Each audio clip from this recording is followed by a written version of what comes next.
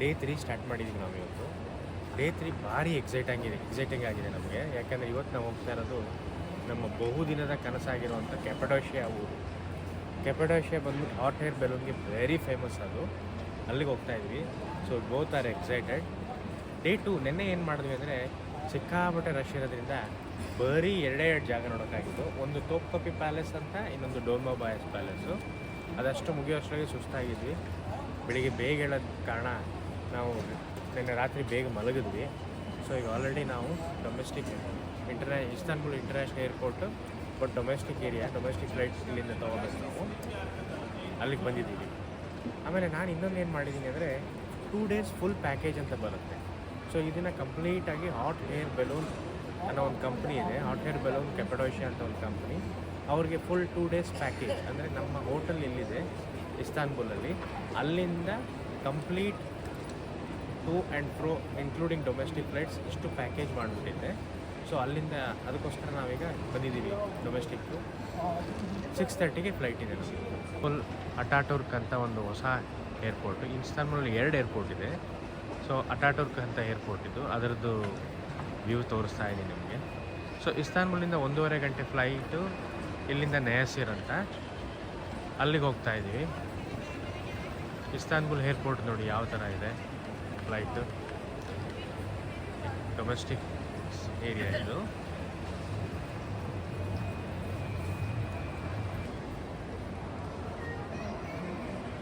So self ಚೆಕ್-ಇನ್ ಆಯಿತು. Baggage allowance ಬರೀ 15 kgs ಮಾತ್ರ ಪರ್ ಹೆಡ್. ಸೊ ಟೋಟಲ್ ನಮ್ಮದು 30 kgs. ಡೊಮೆಸ್ಟಿಕ್ ಏರ್ಲೈನ್ಸ್ಗೆ ಅಷ್ಟೇ ಬ್ಯಾಗೇಜ್. ಸೊ ಇದು ನೋಡಿ ಇದು ಒಳಗಡೆ ಬರ್ತಾ ಹಾಗೆ ಮೂವ್ ಆಗ್ತಾ ಇದ್ದೀವಿ.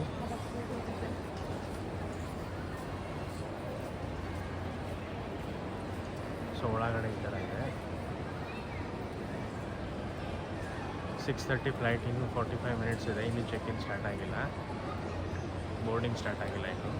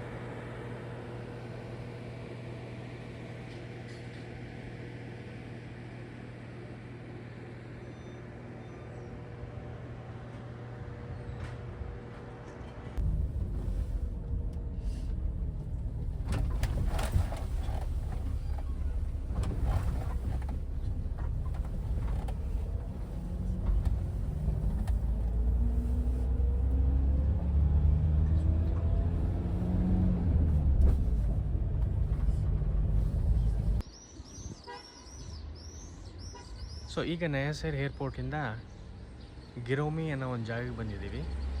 ಇಲ್ಲೇ ನಮ್ಮದು ಹೋಟೆಲ್ ಇರೋದು. ಇಲ್ಲಿ ಸೀಯಿಂಗ್ಸ್ ನೋಡಿ, ಹಾಟ್ ಏರ್ ಬೆಲೂನ್ಸ್ ನೋಡಿ ಆಗಲೇ ಆಲ್ರೆಡಿ ಇದೆ. ಬೆಳಗ್ಗೆನೇ ಸ್ಟಾರ್ಟ್ ಮಾಡ್ತಾರೆ.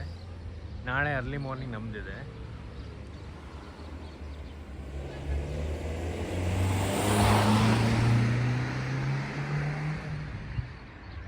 ಇದೆ ಕೇವ್ಸು. ಅಲ್ಲೇ ಯಾವುದೋ ಒಂದು ಹೋಟ್ಲು, ಕೇವ್ ಹೋಟ್ಲು ಅಂತ ಭಾರಿ ಫೇಮಸ್ ಇಲ್ಲಿ. We both are excited to enter the cave hotel. Goreme city ಇದೆಯಾ ತೋರಿಸ್ತಾ ಇದ್ದೀನಿ ನಿಮಗೀಗ.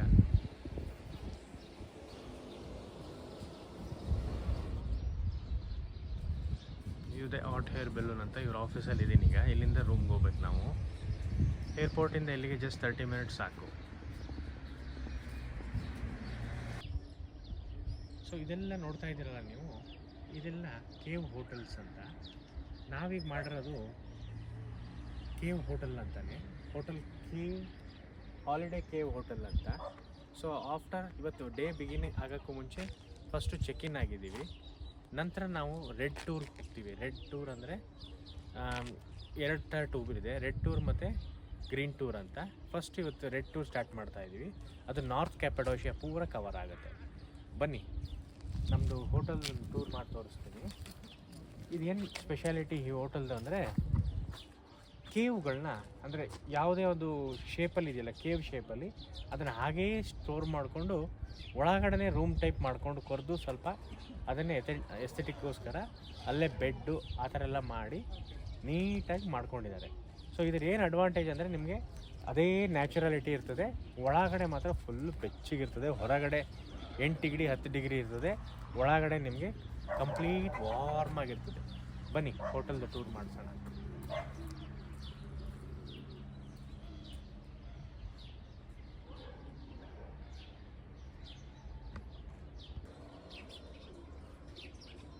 ಸಾಯಂಕಾಲದ ಹೊತ್ತು ಬೆಳಿಗ್ಗೆ ಹೊತ್ತು ಕಾಫಿ ಟೀ ಕುಡಿಯೋಕ್ಕೆ ಒಂಥರ park type, artificial park type ಮಾಡ್ಕೊಂಡಿದ್ದಾರೆ. ನೀಟಾಗಿ ಕಾಣ್ತಾ ಇದೆ ನೋಡಿ.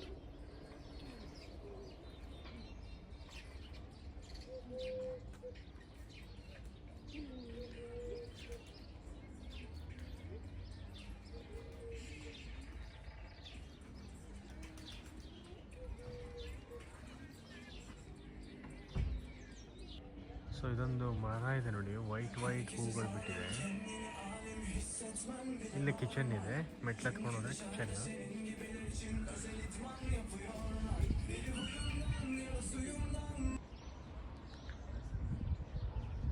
ಸೊ ಮೇಲ್ಗಡೆ ಹತ್ಕೊಂಡು ಮೆಟ್ಲು ತಗೊಂಡು ಬರ್ತಾ ಇದ್ದಂಗೆ ನಮ್ಮದು ಹೋಟೆಲಿಂದ ಪ್ಯಾನೋರಾಮಿಕ್ ವ್ಯೂ ನೋಡಿ ಎಷ್ಟು ಚೆನ್ನಾಗಿ ಕಾಣುತ್ತೆ ಜಿರೋಮ್ದು.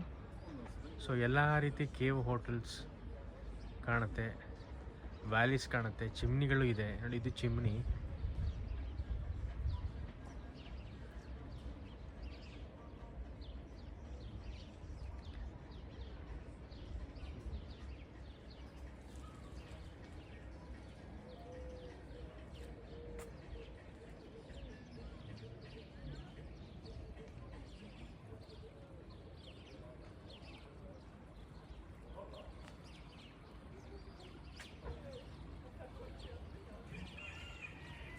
ಆದರೆ ಪೂಲ್ ಬರ್ತದೆ, ಬಟ್ ಜನ ಯಾರಿಲ್ಲ, ಯಾಕಂದರೆ ಟೆಂಪ್ರೇಚರ್ ತುಂಬ ಕಮ್ಮಿ ಇದೆ. ಈಗ ಒಂದು 7 ಅಥವಾ 8 ಡಿಗ್ರಿ ಇದೆ ಟೆಂಪ್ರೇಚರು.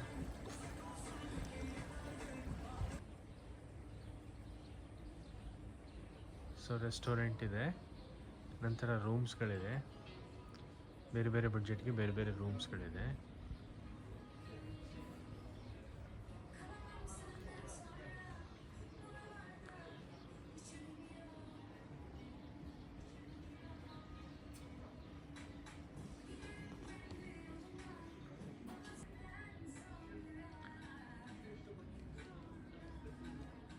ಸೊ ಈ ಥರ ಕಾಣಿಸ್ತದೆ ನೋಡಿ, ಇದೇ ಕೇವ್ಸು.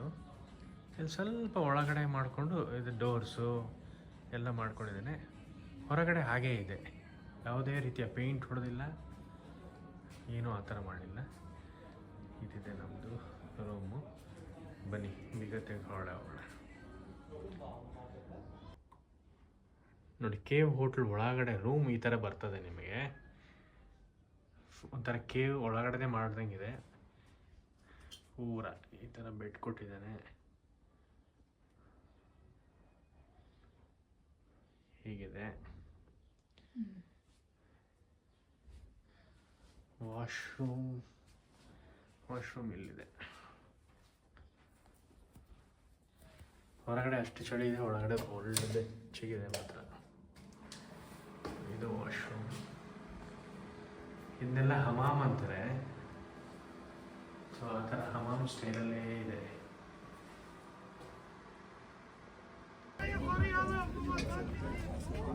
ಸೊ ಇವತ್ತಿನ ಡೇ ಫಸ್ಟು ಸ್ಟಾರ್ಟ್ ಮಾಡಿದ್ದೀವಿ. 10 AM ಸ್ಟಾರ್ಟ್ ಮಾಡಿದ್ವಿ. ಫಸ್ಟು ನೋಡಿ ಲವ್ ವ್ಯಾಲಿ ಅಂತ ಇಲ್ಲಿಗೆ ಬಂದಿದ್ದೀವಿ. ನೋಡಿ ಹೇಗಿದೆ.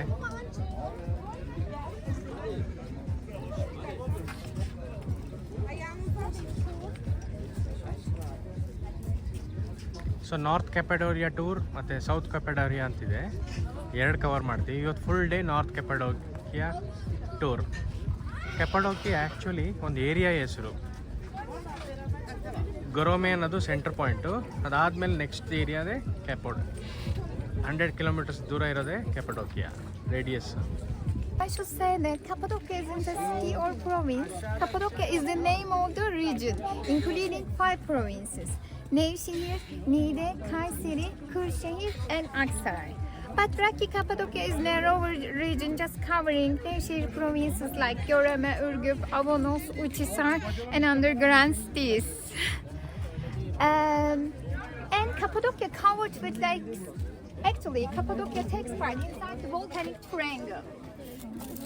It is an Erciyes mountain. You can see over there it's a little bit cloudy. Normally it is over there. And Hasan Mountain in Aksaray, Melendez Mountain in Niğde. As you see, this is a volcanic triangle.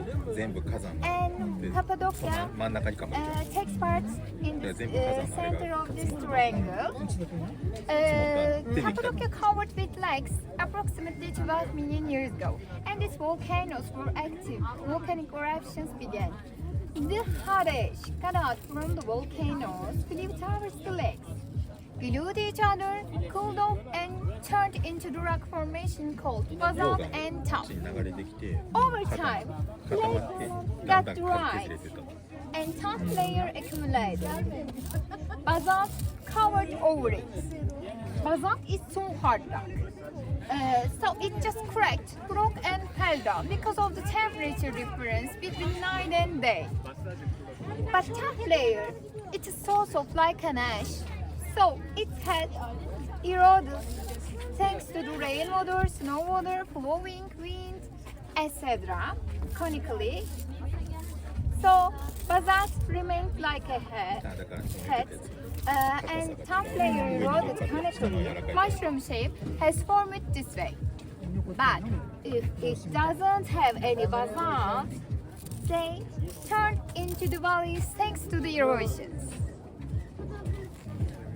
Do you have any question about here?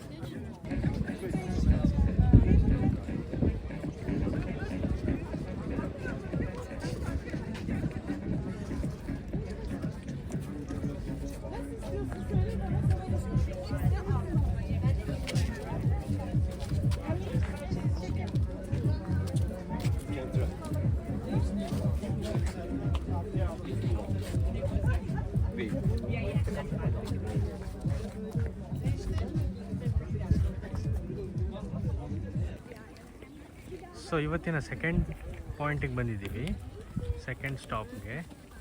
ಇದು ಪಸಾಬಾ monks valley ಅಂತ. 3 headed ಚಿಮ್ನಿಗಳು ಕಾಣ್ತದೆ ನಿಮಗೆ, ಅದಕ್ಕೋಸ್ಕರ ಇದರ ಹೆಸರು ಪಸಾಬಾ ಅಂತಿದೆ. ನೋಡಿ ಎಷ್ಟು ಚೆನ್ನಾಗಿದೆ.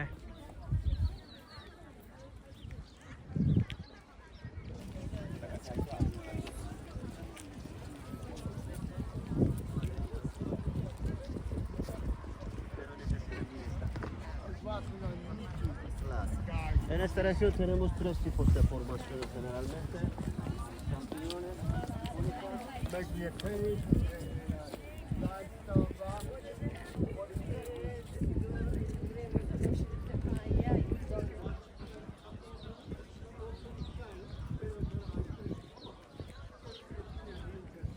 ಸೊ ಅರೌಂಡ್ 5th centuryಲಿ ಮಾಂಕ್ಸ್ ಇಲ್ಲಿ ಇಷ್ಟೊಂದು ಪ್ರಶಾಂತವಾಗಿರೋದ್ರಿಂದ ಮಾಂಕ್ಸ್ ಬಂದು ಇಲ್ಲಿ ನೆಲೆಸಿದ್ರು. ಅದಕ್ಕೋಸ್ಕರ ಮಾಂಕ್ಸ್ ಅಂತಲೇ ಹೇಳ್ತಾರೆ, ಮಾಂಕ್ಸ್ ಪ್ಲೇಸ್ ಅಂತಲೇ ಹೇಳ್ತಾರೆ. ಜೊತೆಗೆ ಪಸಾಬಾ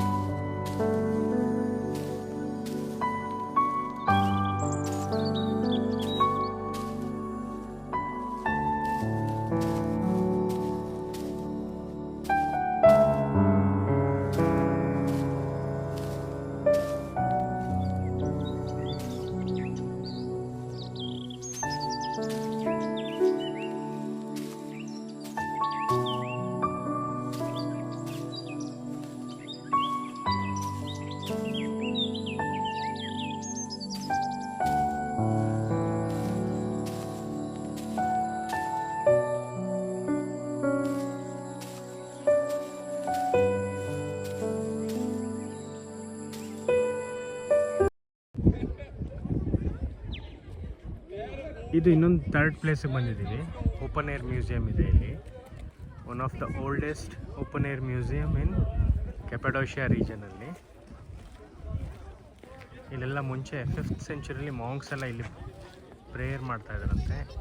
ಕ್ರಿಶ್ಚಿಯಾನಿಟಿನೂ ಇತ್ತು ಇಲ್ಲಿ.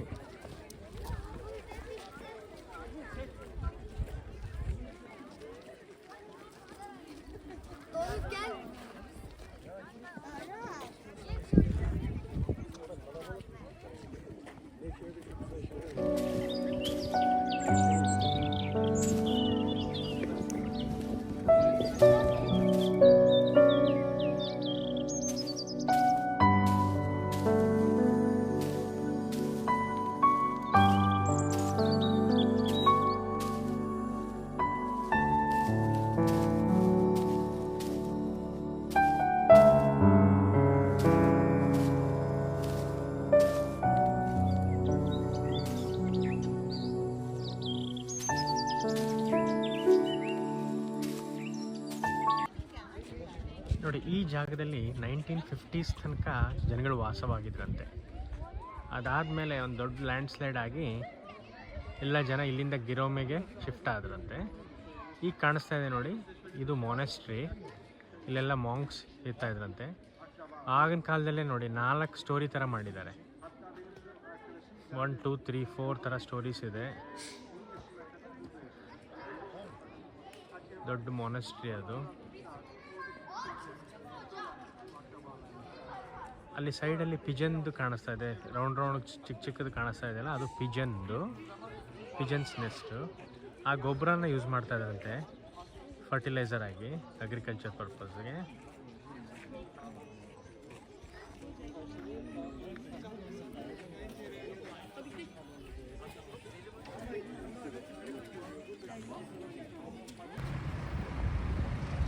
ಸೊ 12:30 to 1:30 ಫುಡ್ ಬ್ರೇಕ್ ಕೊಟ್ಟಿದ್ರು.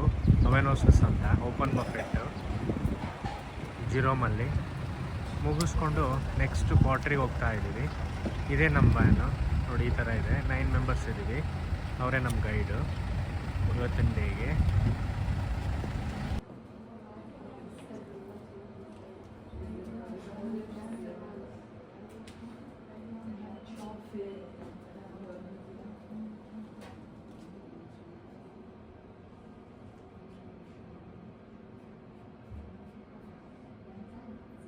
Please closer this table. Okay, welcome to our gallery. Now we can see my cameras that we will see 2 different types, red and the white clay. That we first start is the red clay. This area, red clay art, is the 4,000 years old. So we call it the pottery. This clay is the natural clay. We bring is the size of the red river step. Why is the red? Because inside is the more iron oxide. After all, this clay becomes very strong items, for example, like that and other one. We can use in our kitchen, we make inside cooking, tea, coffee, anything else, we can use on the oven. That so maybe you can heard is our famous food is the pottery kebab, testi kebab. Also they can use the same clay. White clay made of is the kaolin. We bring is the top of the mountains, still this area.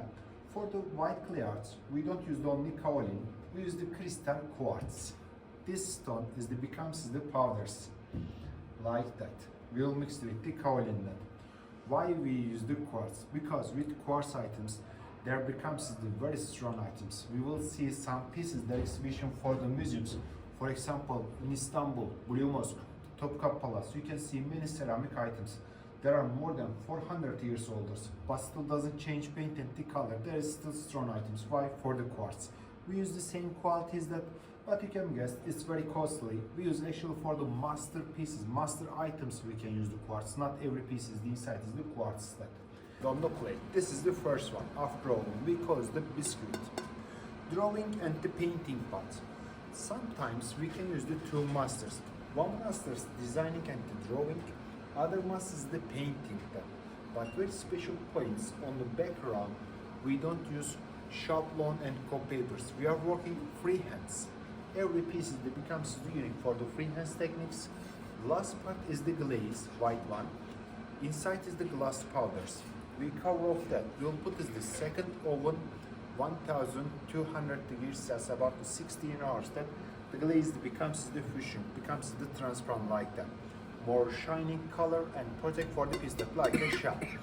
But Burbank is very high risky. Why? More than 1,000 degrees Celsius, they're very high temperatures. Sometimes there cracks, broken in the oven. All works is going is the gun, not for the hobby job is going is too much risky that. Now we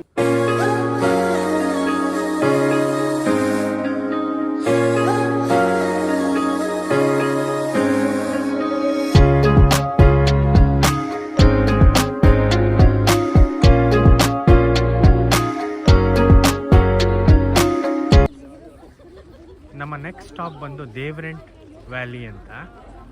ಇಲ್ಲಿ ನೋಡಿ ನಿಮಗೆ different ಆಕಾರದ chimney ಥರ ಕಾಣ್ತಾ ಇದೆ. ಈಗ ಕಾಣಿಸ್ತಾ ಇದೆ ನೋಡಿ, ಇದು ಕ್ಯಾಮಲ್ ಥರ ಕಾಣಿಸ್ತಾ ಇದೆ. ಯಾವುದು ಮ್ಯಾನ್ ಮೇಡ್ ಅಲ್ಲ, ಅದಾಗೆ ಆಗಿರೋದು. ದೇವರೆಂಟ್ ವ್ಯಾಲಿ ಡಿಫ್ರೆಂಟ್ ಶೇಪಿನ ಚಿಮ್ನಿ.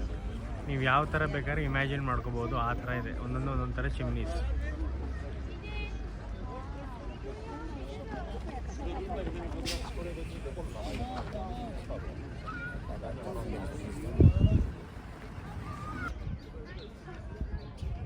ಸೊ ಇವತ್ತಿನ ದಿವಸದ ಲಾಸ್ಟ್ ಸ್ಪಾಟಿಗೆ ಬಂದಿದ್ದೀವಿ.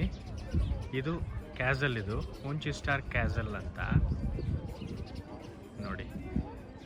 ಈ ನ್ಯಾಚುರಲ್ ಫಾರ್ಮ್ ಆಗಿರೋದನ್ನ ಆಗಿನ ಕಾಲದಲ್ಲಿ ರೋಮನ್ಸ್ ಅವರು ಇದನ್ನು ಕಾರ್ವ್ ಮಾಡಿ ತಮ್ಮ ಕ್ಯಾಸಲ್ ಆಗಿ ಮಾಡ್ಕೊಂಡಿದ್ದಾರೆ.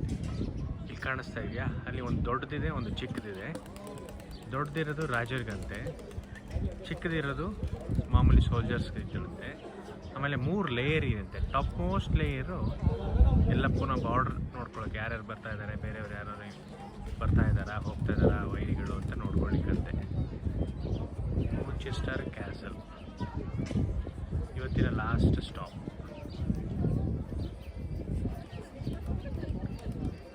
ಆಗಿನ ಕಾಲದ ನ್ಯಾಚುರಲ್ ಸ್ಕೈ ಸ್ಕ್ರೇಪರ್ ಅಂತ ಹೇಳ್ತಾರೆ ನೋಡಿ.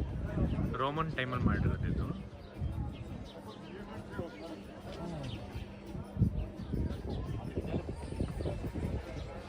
ಇನ್ನು ಪಕ್ಕದಲ್ಲಿ ಎಲ್ಲ ಶಾಪ್ ಇದೆ.